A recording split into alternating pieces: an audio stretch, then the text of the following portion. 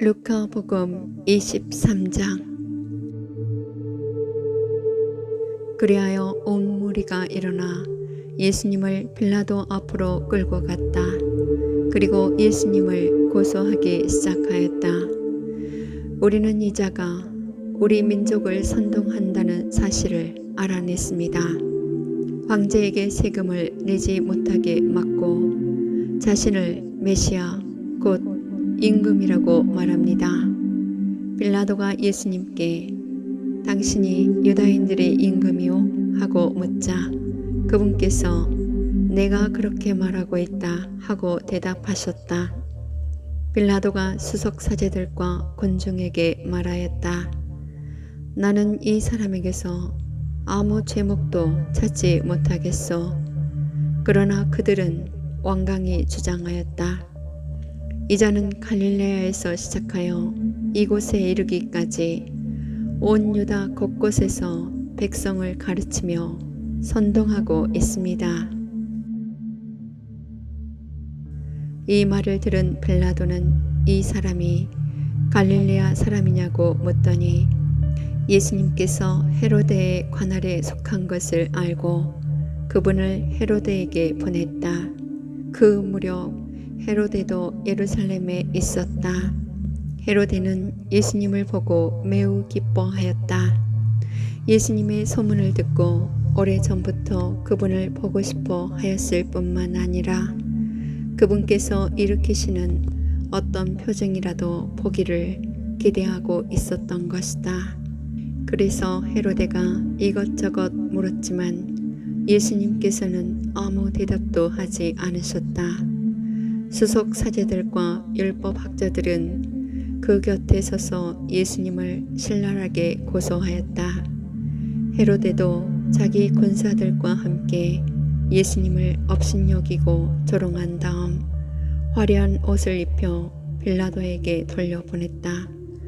전에는 서로 원수로 지내던 헤로데와 빌라도가 바로 그날에 서로 친구가 되었다. 빌라도는 수석 사제들과 지도자들과 백성을 불러 모아 그들에게 말하였다.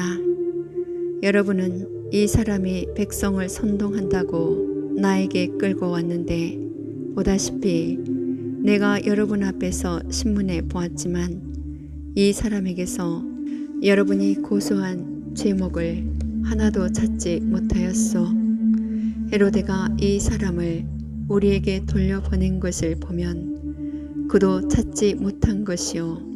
보다시피 이 사람은 사형을 받아 마땅한 짓을 하나도 저지르지 않았소. 그러니 이 사람에게 매질이나 하고 풀어주겠소. 그러자 그들은 일제히 소리를 질렀다. 그자는 없애고 바랍바를 풀어주시오. 바랍바는 예루살렘에서 일어난 반란과 살인으로 감옥에 갇혀있던 자였다. 빌라도는 예수님을 풀어주고 싶어서 그들에게 다시 이야기하였지만 그들은 그자를 십자가에 못 박으시오. 십자가에 못 박으시오 하고 외쳤다.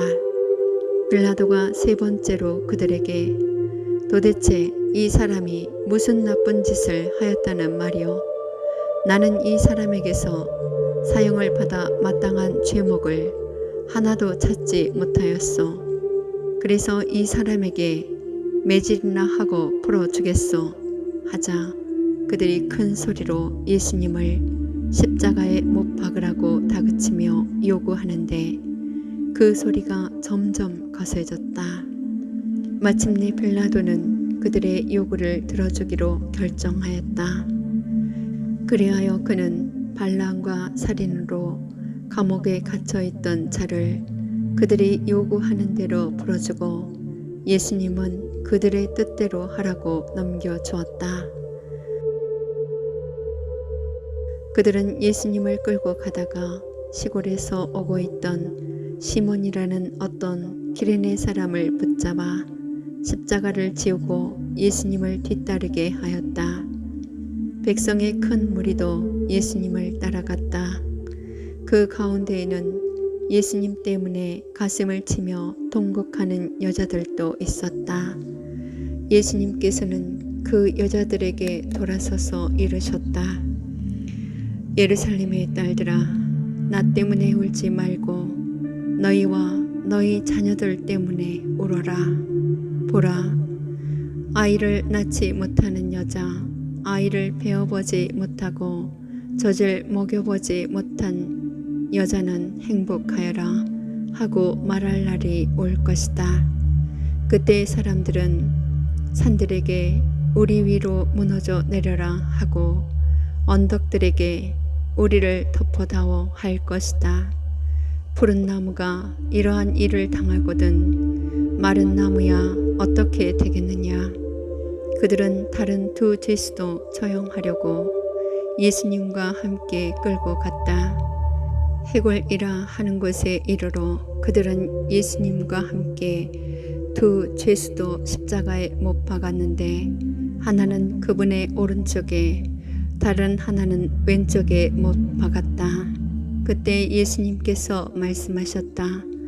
아버지, 저들을 용서해 주십시오.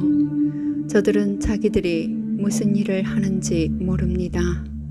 그들은 제비를 뽑아 그분의 겉옷을 나누어 가졌다. 백성들은 서서 바라보고 있었다. 그러나 지도자들은 이 자가 다른 이들을 구원하였으니 정말 하느님의 메시아 선택된 이라면 자신도 구원해 보라지 하며 빈정거렸다. 군사들도 예수님을 조롱하였다. 그들은 예수님께 다가가 신 포도주를 들이대며 말하였다. 내가 유다인들의 임금이라면 너 자신이나 구원해 보아라. 예수님의 머리 위에는 이 자는 유다인들의 임금이다 라는 죄명패가 붙어 있었다. 예수님과 함께 매달린 죄수 하나도 당신은 메시아가 아니시오. 당신 자신과 우리를 구원해 보시오 하며 그분을 모독하였다. 그러나 다른 하나는 그를 꾸짖으며 말하였다. 같이 처형을 받는 주제에 너는 하느님이 두렵지도 않으냐. 우리야 당연히 우리가 저지른 짓에 합당한 벌을 받지만 이분은 아무런 잘못도 하지 않으셨다. 그러고 나서 예수님, 선생님의 나라에 들어가실 때 저를 기억해 주십시오 하였다. 그러자 예수님께서 그에게 이르셨다. 내가 진실로 너에게 말한다. 너는 오늘 나와 함께 낙원에 있을 것이다. 낮 12시쯤 되자 어둠이 온 땅에 덮여 오후 3시까지 계속되었다. 해가 어두워진 것이다. 그때 성전 회장 한가운데가 두 갈래로 찢어졌다. 그리고 예수님께서 큰 소리로 외치셨다. 아버지, 제 영을 아버지 손에 맡깁니다. 이 말씀을 하시고 숨을 거두셨다. 그 광경을 보고 있던 백인 대장은 하나님을 찬양하며 정녕 이 사람은 의로운 분이셨다 하고 말하였다. 구경하러 몰려들었던 군중도 그 광경을 바라보고 가슴을 치며 돌아갔다. 예수님의 모든 친지와 갈릴레아에서부터 그분을 함께 따라온 여자들은 멀찍이 서서 그 모든 일을 지켜보았다. 요셉이라는 사람이 있었는데 그는 의의 의원이며 착하고 의로운 이였다. 이 사람은 의의 결정과 처사에 동의하지 않았다. 그는 유다인들의 고을 아리마테아 출신으로서 하느님의 나라를 기다리고 있었다. 이 사람이 빌라도에게 가서 예수님의 시신을 내달라고 청하였다. 그리고 시신을 내려 아마포로 감싼 다음 바위를 깎아 만든 무덤에 모셨다.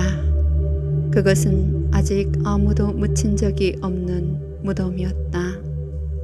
그날은 준비일이었는데 안식일이 시작될 무렵이었다. 갈릴리아에서부터 예수님과 함께 온 여자들도 뒤따라가 무덤을 보고 또 예수님의 시신을 어떻게 모시는지 지켜보고 나서 돌아가 향료와 향유를 준비하였다. 그리고 안식일에는 계명에 따라 쉬었다.